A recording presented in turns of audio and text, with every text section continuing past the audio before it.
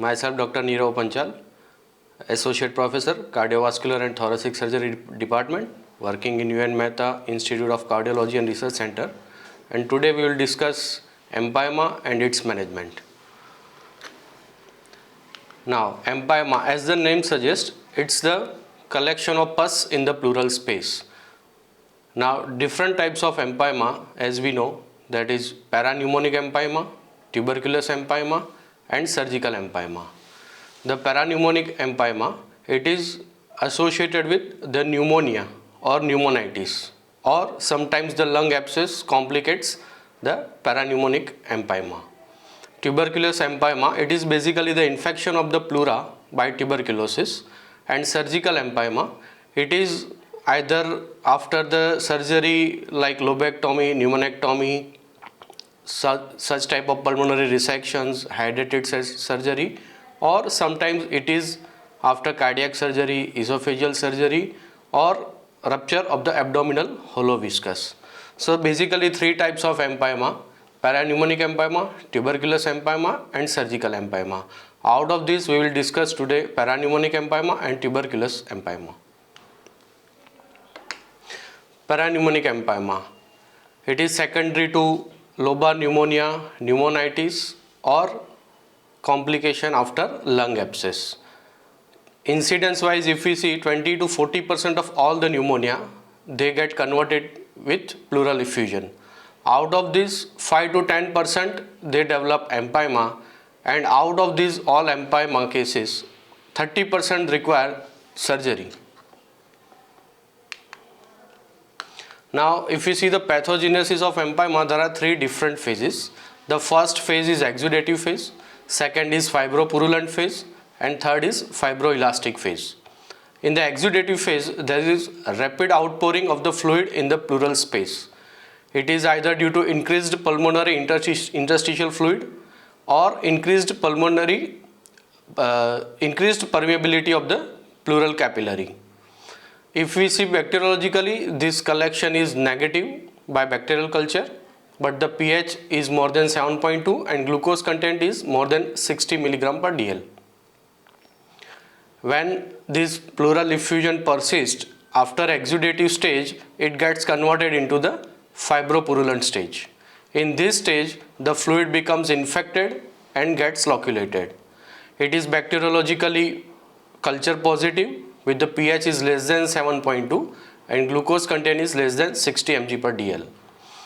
If this loculated collection further persists, it ultimately gets converted into fibroelastic stage, where there is ingrowth of fibroblasts from both the parietal and the visceral pleura, and which forms a thick pill around the lung, which causes entrapment of the lung, and ultimately it prevents lung expansion. So three different phases: first phase exudative phase, second is fibropurulent phase, and third is fibroelastic phase. Another nomenclature, if we see for parapneumonic empyema, is acute and chronic.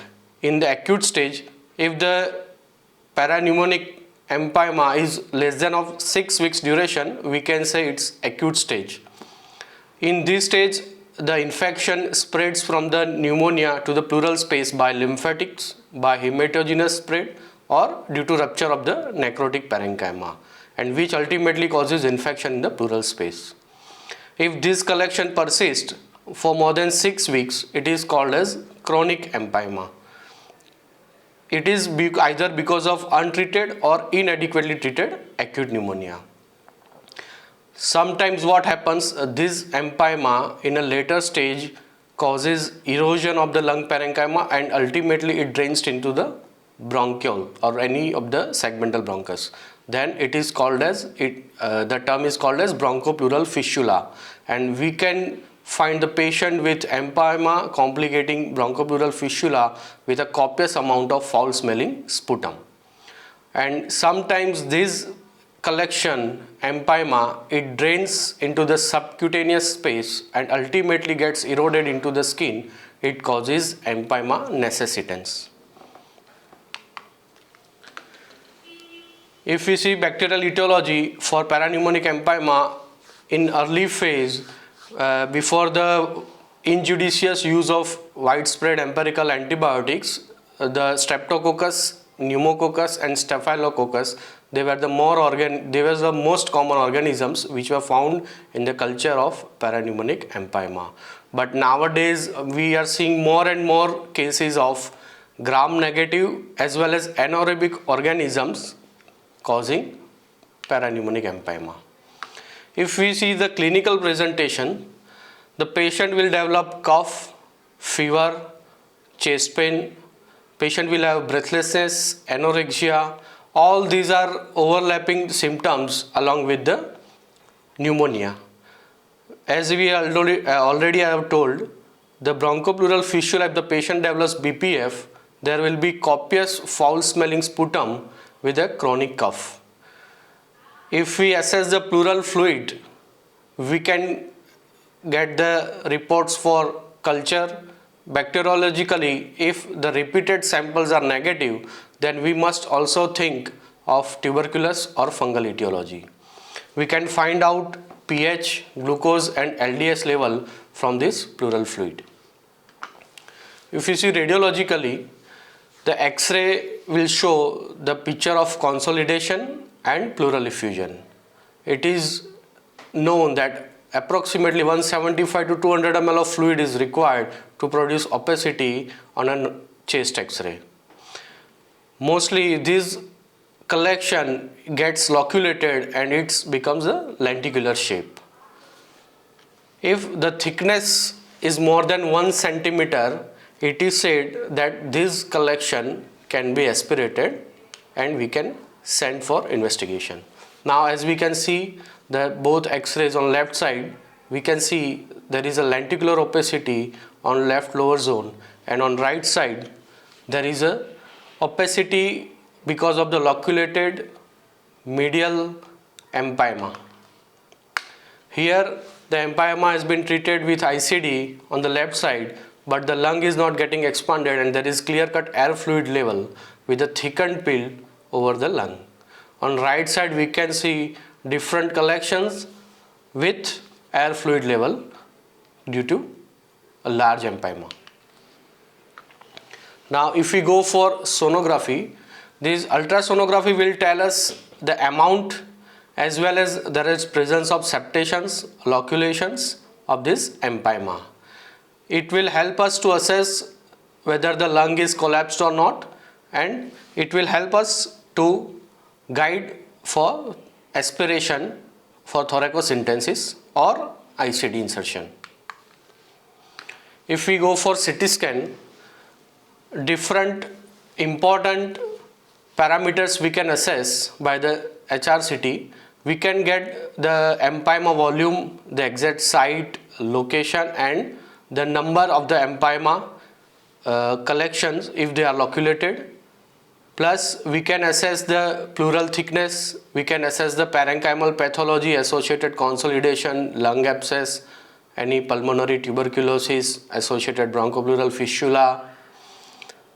We can also assess the presence of air bubble in the pleural effusion, which is a clear-cut indication of empyema, as well as we can see the split pleura sign, which is the hallmark of empyema on CT scan. So these are different CT pictures. On left side we can see a clear-cut split pleura sign for empyema. Here also we can see two different collections, and on right side we can see a lenticular opacity, which is the fissural empyema. Here again we can see a clear-cut demarcated empyema with a calcified pleural pill which is entrapping the empyema cavity. Though MRI is not very useful, but we can get the assessment of extent of empyema in the soft tissue like chest wall and spinal column. Bronchoscopy, it is one of the most important investigations to get the bronchoalveolar lavage for culture. We can assess bronchopleural fistula if present. We can also get to know about the endobronchial spread of the tuberculosis and any intrabronchial, endobronchial mass lesion which is causing obstruction and which ultimately causing collapse of the lung, pneumonia, and ultimately complicating empyema. So we are coming to the management of parapneumonic empyema. Basically, three principles are followed for management of parapneumonic empyema. First is control of the infection and sepsis with antibiotics. Second is evacuation of the pus from the pleural cavity, and the last is obliteration of the cavity and re-expansion of the lung. But sometimes what happens, this lung is not getting properly expanded, then other methods are required, which we'll show later on. Now the guidelines for acute pleural empyema antibiotic treatment, what are the recommendations? The recommendation is class 2A for community acquired empyema, parenteral second or third generation cephalosporin with metronidazole, or parenteral aminopenicillin with beta-lactamase inhibitor. Another class 2A is for hospital acquired or post procedural empyema. They include antibiotics active against MRSA and Pseudomonas aeruginosa like vancomycin, cefepime and metronidazole, or vancomycin and piperacillin tazobactam. Class 1, avoid aminoglycoside for management of empyema. Class 2A, there is no role of any intrapleural administration of antibiotic. Now, for the duration of antibiotic therapy, the recommendation is acute bacterial empyema is the duration has to be as long as the acute bacterial empyema is influenced by the organism, adequacy of the source control and clinical response. So we need to see all these things and we need to continue up to that duration. Now the first aspect is the observation and use of antibiotics with the medical management. Many of these parapneumonic empyema, they in the early stage, in the acute stage, respond well to these antibiotics if used properly with the bacterial culture targeted organisms, and they recover very well. In thoracocentesis, we can in the either directly or USG guided, we can get the sampling and we can send for the culture which is therapeutic or diagnostic. We can use this thoracocentesis procedure and we can manage along with antibiotics. Sometimes ICD insertion, if the collection is more, we need to use intercostal drainage tube. Commonly 28 to 36 French ICD is used. And these patients, after insertion of proper ICD, they respond very well within 24 hours of the ICD insertion and proper antibiotics. But sometimes what happens, the patient is not recovering even after 24 hours, then we need to think what is happening. Sometimes what happens, either the wrong position of the intercostal drainage tube, there are septations which are not allowing proper drainage of the collection, or after drainage the lung is not getting properly expanded because a thick fibrous pill which is covering the lung. So these are the things we need to keep in mind after insertion of ICD. ICD we can use directly or under USG guidance. Intrapleural fibrinolytics, they are used sometimes. They say the use of streptokinase 2.5 lakh units or urokinase 1 lakh units. They can be inserted through ICD in the pleural cavity. What they do is they help to cause lysis of the clots, membranes, increased fluid, they prevent the increased fluid sequestration, and they help the increased drainage of the empyema. So these are the things, these are the modes we keep in mind during treatment of empyema. Now coming to surgical side, if we go either the video assisted thoracoscopy or open thoracotomy, we can plan for the management of empyema. In the VATS with adhesiolysis, if the empyema is of less than 6 weeks duration, we can plan out the VATS procedure with the disruption of the loculations, drainage of the cavity, and ultimately insertion of ICD, which help to further drainage of the pus in the postoperative phase. But if the pleura is very thick and the lung is not getting expanded, we need to go for decortication. We'll see the video of VATS after the completion of this lecture. if the patient is not responding either with the antibiotics, ICD, VATS adhesiolysis, ultimately because of the thickened pleural pill, he will require a decortication in the form of removal of fibrous tissue from the visceral pleura, parietal pleura, and evacuation of the pus from the cavity, and we can get the satisfactory expansion of the lung. Few other procedures, sometimes when the patient is very ill, for VATS or thoracotomy, then a small procedure called as open drainage, in which we excise 1 to 3 ribs over the empyema cavity and put a ICD, 1 or 2 ICD through the same incision, and we allow the drainage of the pus after applying a colostomy bag through the ICD site. And with this method and continuation of antibiotics, the patient responds well. But another method is, sometimes what happens, we can, because of this open method, the patient may not find very cumbersome. It will be a very cumbersome method for the patient, and he will not like to change the dressings or managing the colostomy bag at the ICD sites. Another small procedure is a Ehlers flap, in which creation of a tract between pleural space and skin with the muscle flap, which acts as a controlled fistula and allows the growth of granulation tissue in the empyema cavity, which ultimately heals over a period of time. So these are the procedures and management of empyema. On the right side, we can see the stage 2 or stage 3 empyema requiring surgical intervention. If the patient is good enough to tolerate single lung ventilation, we can plan out VATS procedure.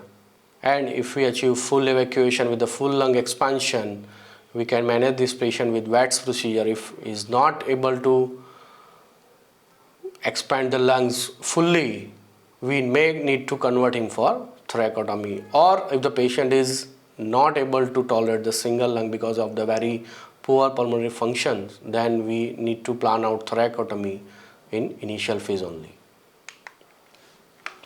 Now coming to the second empyema is the tuberculous empyema. As we all know, 5% of all the pulmonary tuberculosis, they develop pleural effusion. But one thing we need to keep in mind, what is different from parapneumonic empyema to this tuberculous empyema is the associated pulmonary fibrosis, or this patient might have undergone resection for pulmonary tuberculosis, and because of this the lung is not getting re-expansion properly, as we see in the cases of parapneumonic empyema. So these are the few features of pulmonary tuberculosis complicated with empyema. On left side we can see a large collection, on right side the tuberculosis with air fluid level on right side. So this is another X-ray tuberculous lung disease along with empyema. Now if we see the pleural infection of tuberculosis, we can divide them in like tuberculous pleuritis or tuberculous empyema, and the empyema complicated after tuberculosis therapy. Now first is tuberculous pleuritis. The pleural space is the second most common site for extrapulmonary tuberculosis, and subpleural pulmonary lesion, when they get ruptured into the pleural space, they cause the infection in the pleural space. The clinical feature, as we know, it's the fever, weakness, cough, chest pain and dyspnea. This pleural effusion is developed because of the increased capillary permeability and decreased lymphatic clearance of the fluid in the pleural space. Diagnostically, we can assess the pleural fluid for stains and culture and pleural fluid ADA level. Pleural biopsy, one of the important diagnostic parameter, we can assess directly or nowadays by VATS, and we can confirm the pleural tuberculosis.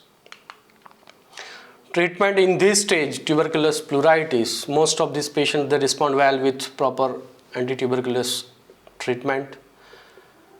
Sometimes if this pleural correction, if they don't respond well to this AKT, they may get converted in a loculated collection which ultimately requires thoracocentesis ICD or in very late stage for decortication. Tuberculous empyema, the second entity, it is basically because of the pleural reactivation of the tuberculosis in inadequately treated tuberculous patient with Acute, or sometimes because of the development of bronchial pleural fistula in a tuberculous pleural infection, the tuberculous empyema develops. The clinical features are more or less same, like fever, chest pain, cough, copious sputum production. X-ray, if the patient is having bronchopleural fistula, we can find the air fluid level. Other than that, the features of tuberculosis and collection of empyema fluid we can see. Diagnostic pleural fluid, as already we have discussed, we can get the different tests done. Treatment is same as we have already discussed with AKT, drainage of the collection, thoracocentesis, ICD, or ultimately surgical method like VATS or thoracotomy. But few things we need to keep in mind which are different in tuberculous empyema other than this parapneumonic empyema is whether during surgery we need to conserve the lung or not. The lung conservation surgery is generally in the form of drainage of the empyema and decortication of the lung with trying to achieve the maximum expansion without causing much damage of the parenchyma. Generally, in CT we can find if there is no cystic bronchiectasis changes or there is no large cavity, we can get a good result after drainage and decortication and we can conserve the lung. Now, in which cases the parenchymal resection is required? The cases like persistent hemoptysis, associated aspergilloma, extensive bronchiectasis, these are the patients may require lobectomy or pneumonectomy. And after this surgery, as I already discussed, because of the pulmonary fibrosis or lung resection, there is inadequate expansion of the lung which is not getting fully filled the pleural space, and this persistent pleural space may get infected, complicates the infection in this space. To prevent that, we can go for muscle flap, plombage or thoracoplasty. Generally, not these things are done in same sitting, but it's a stage-wise approach. We can plan out drainage and decortication or associated parenchymal resection, and in later stage we can plan out the muscle flap or thoracoplasty. In very ill patient, as we already discussed, we can plan out the open window procedure.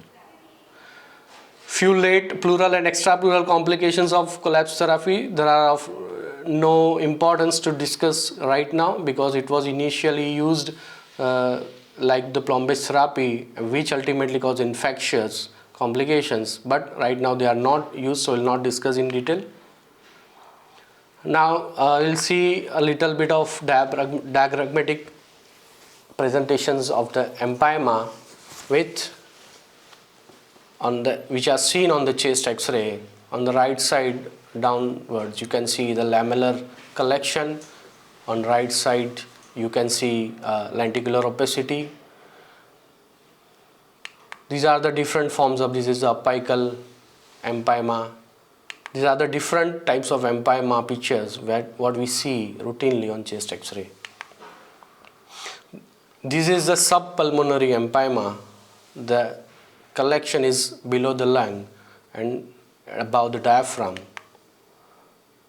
And one thing we need to keep in mind in very ill patients who are in ICU or they are in supine position, if these patients they develop empyema, we need to find out the X-ray in which right side we can see the opacity, as there is a generalized opacity as compared to the left side, and we can see that approximately 200 to 250 ml of fluid if it is getting collected in this pleural space, we can find out this type of feature instead of a regular opacity loculated collection in normal. Now we'll see the short video of VATS procedure, and we see a few of the steps. Now we'll see a short video of VATS decortication as we see the pre-op CT scan with the empyema complicated with bronchopleural fistula. These are the port sites. We are inserting 3 ports in this patient with the 1 port in the 5th intercostal space in the posterior axillary line, second in the 3rd intercostal space in the midclavicular, and the 3rd one is in the 7th intercostal space in the midclavicular line.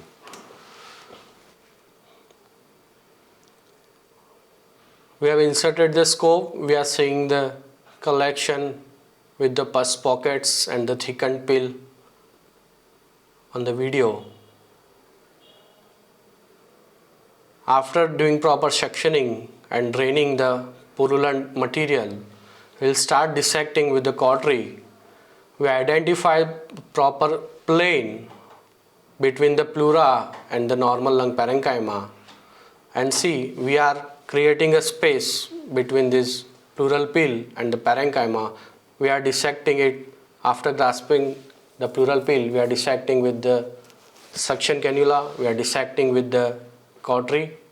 We dissect it with even the peanuts.